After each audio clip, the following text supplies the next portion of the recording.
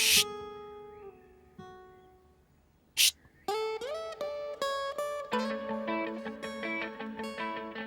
شماره تلفنت.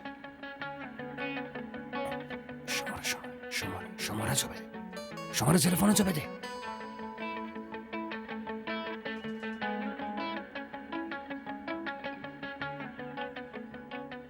الو بله ندیم. آره شماره جدیدمو ذخیره کردی؟ باشه بنویس 03202. چی؟ خودکار پیشت نیست؟ خب میتونی حفظش کنی 032024124.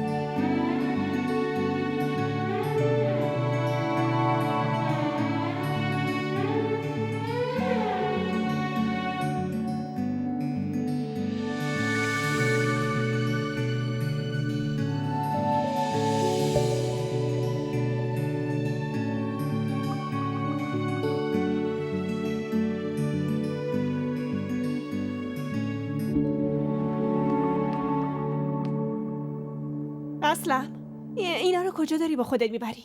خب راستش اینا رو پسرم کار خیلی خوبی کردی آوردیش. میخواستم بهت بگم 2 تخت سنگ از بالا بیاری و این تختی که تو حیاط درست کنی. تخت تو حیاط؟ آره از بس لق میخوره اعصابمو خورد کرده. برو آفرین، برو اونو درستش کن و بعدش یه ذره دور و برش رو تمیز کن.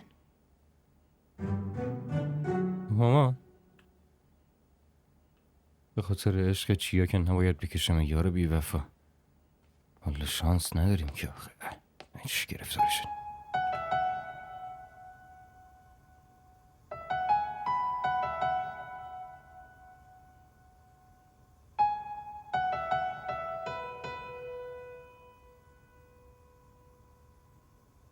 راکشی غذای امشب من درست میکنم. چی درست کنم؟ بابا فقط دستپخت منو میخوره. اما دیگه دستپخت منم میخوره. تو نباید ناراحت بشی دختر. قانون دنیا همینه که پیوند خیلی زود جاشون عوض میشه. امروز داری برای بابات با علاقه زیاد غذا درست میکنی؟ بعد از عروسیت برای شوهرت غذا درست میکنی.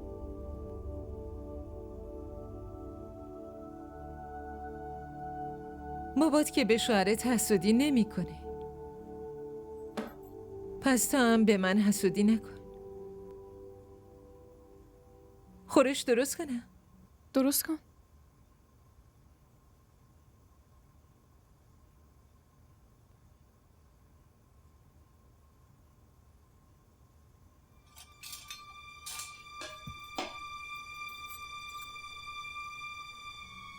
گوشتم توش بندازم؟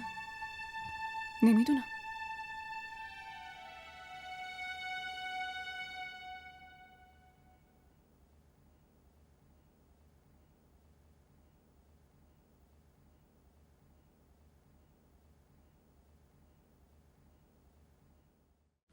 کانال ما رو سابسکرایب کنید. حمایت شما به ما روحیه میده.